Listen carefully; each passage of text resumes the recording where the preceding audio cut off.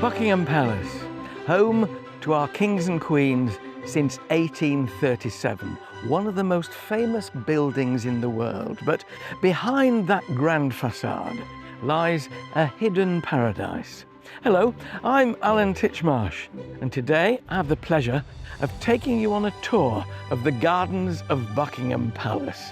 They're open to 500,000 visitors during the summer, but today, you and I have a private tour. This is the horticultural heart of royalty.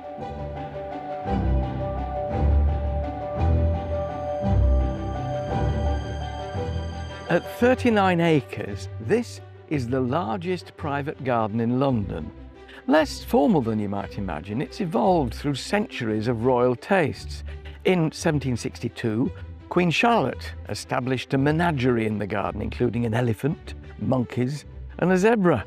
More recently, Queen Elizabeth II's love of wildflowers and His Majesty King Charles' organic principles have shaped the garden. The gardens are home to more than 1,000 trees. 98 of them are London plane trees, including these two. They're known as Victoria and Albert. We're not quite sure which is which, but they were planted by Queen Victoria and Prince Albert more than 150 years ago, and they're still thriving, they'll be pleased to know. They're in the northern corner of the garden, just across from the famous herbaceous borders, which look a picture in summer right through to autumn. Time to take a look, I think. The famous herbaceous border is 512 feet long and 16 feet deep. Planted to look its best from early summer, it's a symphony of colour and texture. There's very little repetition in the border, despite its size, so with every step you see something different. Now, you might think the border is on a slope because it looks that way, doesn't it? It isn't, it's quite flat, but the planting is beautifully contoured. Not just tallest at the back, shortest at the front, but they come down to give you bays as you go along. And each year, different plants are added. This year, 31 different varieties of border perennials, just to keep that change coming and keep it looking interesting right the way through the summer and autumn. There are many plants you'd come to expect in an herbaceous border, like this glorious Hemerocallis here. But then, behind it, the largest herbaceous plant that we ever see in our gardens, the banana. And this one is even flowering and fruiting. Pretty impressive, eh? The thing about them, although they're tender, we're in the heart of London here, so the temperature is that much higher. And also in winter, they benefit from being wrapped in straw. Worth it though, isn't it? The gardens here are completely peat-free and have been for many years. A recycling centre was established in the garden in 1991 at Queen Elizabeth II's request. It recycles 99% of all green waste from London's royal gardens. The gardeners compost on site and use it as mulch across the beds in the garden. As you come to the end of the herbaceous border, you'll find yourself on a curving pathway that's known as the Queen's Walk, and it leads to another jewel in the crown of the garden of Buckingham Palace, the Rose Garden.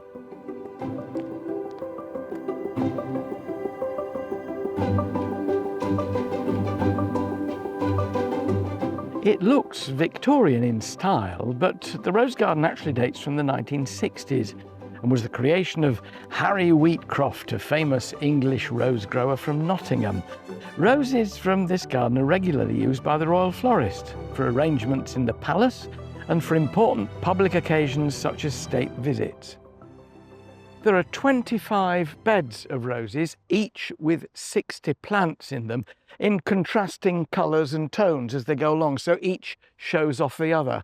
They're mainly hybrid teas and floribundas, but behind them you'll find standards and climbers growing up obelisks and along a colonnade. It's an advert, if you like, for the Great British Rose. The roses are chosen for their fragrance, colour and disease resistance, and many have special meanings. Mum in a Million roses were used on the casket of the late Queen. Queen Elizabeth II was created for the Queen's Platinum Jubilee, and Royal William created to celebrate the birth of Prince William. Beyond the formal rose garden are two large rose beds planted in a looser style. One of these is home to the rose Golden Wedding, given to the Queen and the Duke of Edinburgh by members of the public to mark their golden wedding anniversary in 1997. Unsurprisingly, the roses are immaculate. To maintain the rose garden's flawless condition, every year one of the rose beds is completely replanted. The beds dug to a depth of about 75 centimetres, 30 inches, and replaced with fresh soil to avoid the risk of rose replant disease. In summer, not surprisingly, deadheading is a priority. And I have to say, I can't see a single one. They've clearly been over this bed already. To keep them looking good right the way through the summer, deadheading and edging the beds is really important. Pruning takes place, somewhat surprisingly, in November.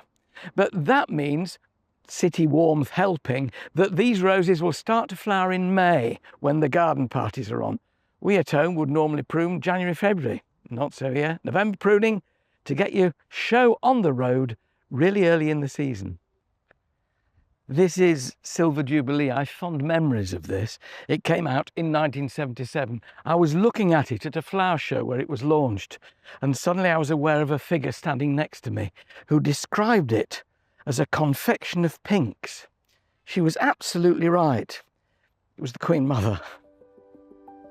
Traditionally, the monarch hosts 3 garden parties a year at Buckingham Palace, for which marquees are erected on the main lawn. Each is attended by 8,000 guests from all walks of life who are invited in to thank them for their extraordinary work in the service of charities and the community.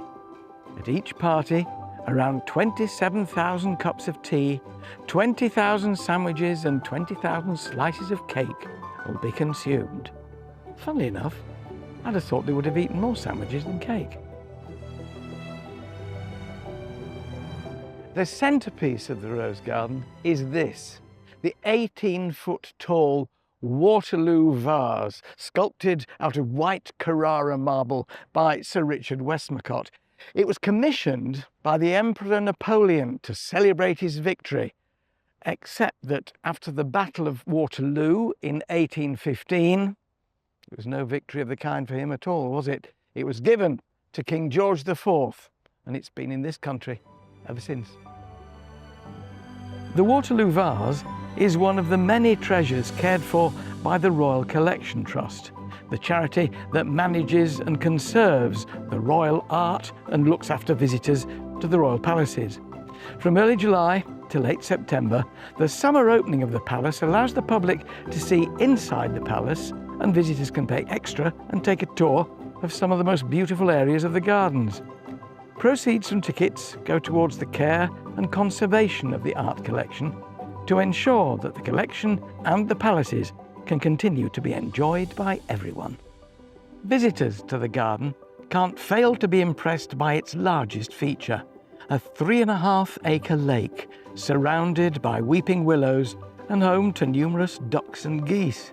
In the centre, there's an island filled with wildflowers, grasses and flowering shrubs. This uncultivated haven is as natural a habitat as you can get in the city, and it's home to the garden's 5 beehives.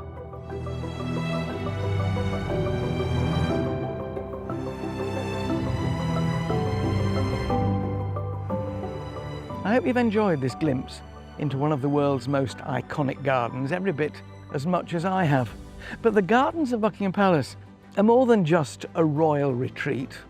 The rolling lawns, the flower-filled beds and borders, and the ancient trees all tell a story of the people who walked these paths and nurtured this green oasis. So next time you see a picture of Buckingham Palace on your television screen, you'll be able to picture the green glory that lies behind.